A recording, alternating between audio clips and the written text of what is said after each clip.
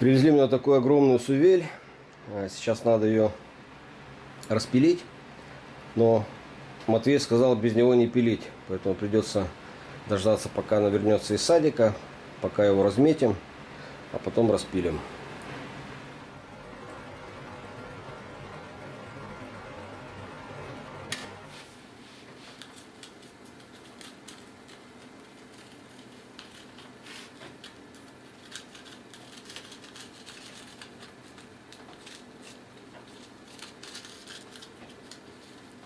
Высота пропила у пилы 460 миллиметров, но вот хватило впритык.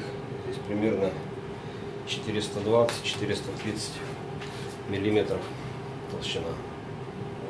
Видели, какая сувель большая? Папа, это... Палик, осторожно, как бы она не упала. Да. Папа, и лучше... Не...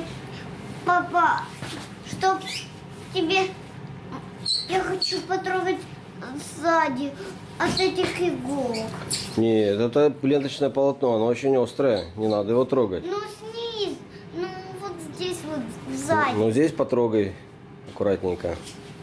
Только подними меня.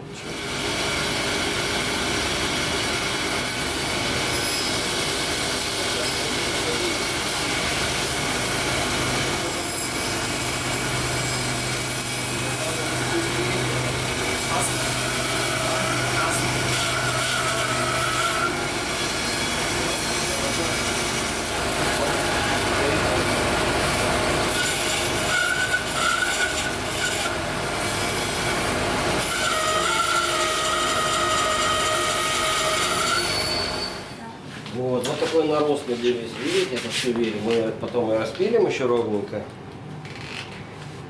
И будут рукояти для ножей. Смотри, тут есть вот такая вот.